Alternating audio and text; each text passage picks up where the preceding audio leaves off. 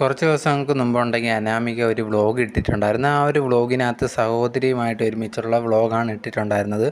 Vlog ഇട്ടതിന് ശേഷം കുറേയധികം നെഗറ്റീവ് കമൻറ്റ്സ് അനാമികയ്ക്കും ഭർത്താവിനും വരാൻ തുടങ്ങിയിട്ടുണ്ടായിരുന്നു. അതിന് കാരണം എന്ന് പറഞ്ഞാൽ ആ ഒരു വ്ളോഗിൽ കൂടുതൽ സമയം ഈ ഒരു അനിയത്തി കുട്ടിയുടെ കളറിൻ്റെ പേരിലും അതുപോലെ തന്നെ നല്ലോണം ഈ ഒരു കുട്ടിയെ ശ്രദ്ധിക്കാതെ കുറേയധികം കാര്യങ്ങൾ ഈ ഒരു അനാമിക സംസാരിച്ചിട്ടുണ്ടായിരുന്നു. നിൻ്റെ കളറില്ല, നിനക്ക് സൗന്ദര്യമില്ല, നീ ഞങ്ങളുടെ കുട്ടിയല്ലല്ലോ എന്നൊക്കെ രീതിയിൽ സംസാരിച്ചിട്ടുണ്ടായിരുന്നു. ഇതിന് ശേഷമാണ് നെഗറ്റീവായിട്ട് കമൻറ്റ്സ് വന്നിട്ടുണ്ടായിരുന്നത്.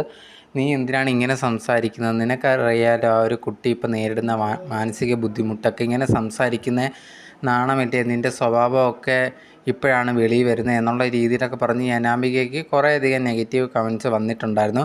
അതിന് പിന്നാലെ ഈ ഒരു അനാമിക തന്നെ ഒരു വീഡിയോ ആയിട്ട് വന്നിട്ടുണ്ടായിരുന്നു. ഞങ്ങൾ സഹോദരിമാരാകുമ്പോൾ അങ്ങോട്ടും ഇങ്ങോട്ടും കളിയാക്കും, അതൊക്കെ സാധാരണയുള്ളൂ, അങ്ങനെ പറഞ്ഞതാണ്, അല്ലാതെ അവളെ വേദനിപ്പിക്കണം എന്ന് വെച്ച് പറഞ്ഞതല്ല എന്നുള്ള രീതിയിൽ പറഞ്ഞിട്ടുണ്ടായിരുന്നു. എന്നാൽ പോലും ആൾക്കാരത് വിശ്വസിക്കാനോ ഒന്നും റെഡി ആയിട്ടുണ്ടായിരുന്നില്ല. ഇപ്പോൾ ലേറ്റസ്റ്റ് ആയിട്ടുണ്ടെങ്കിൽ അനാമിക സഹോദരിയുമായിട്ട് ഒരുമിച്ച് ഒരു വീഡിയോ ചെയ്തിട്ടുണ്ടായിരുന്നു.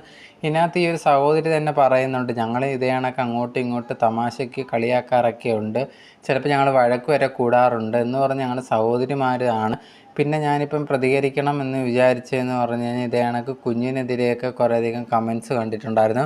അതൊക്കെ ഭയങ്കരമായിട്ട് വിഷമം ഉണ്ടാക്കി. അങ്ങനെയൊന്നും ചെയ്യരുത്, ഞങ്ങൾ ഇങ്ങനെ തന്നെയാണ് പെരുമാറുള്ളത്, ഞങ്ങൾ സഹോദരികളായിട്ട് തന്നെയാണ് ഉള്ളത്, സ്നേഹമുണ്ട്, ഇത് ചുമ്മാ തമാശയ്ക്ക് അങ്ങോട്ടും ഇങ്ങോട്ടും പറയുന്നതാണ് എന്നുള്ള രീതിയിൽ ആ ഒരു സഹോദരി പറഞ്ഞിട്ടുണ്ടായിരുന്നു. എന്തായാലും ഈ ഒരു വീഡിയോ ഇട്ടതിന് ശേഷം കുറേയധികം പേര് ഈ ഒരു സഹോദരിയെ കൊണ്ട് ഇതേ പറയിപ്പിച്ചതാണ് എന്നുള്ള രീതിയിലൊക്കെ പറയുന്നുണ്ട്. എന്തായാലും ആ ഒരു സഹോദരിക്ക് ബുദ്ധിമുട്ടില്ലെങ്കിൽ പിന്നെ നമുക്ക് എന്തിനാണെന്ന് എനിക്കറിയത്തില്ല.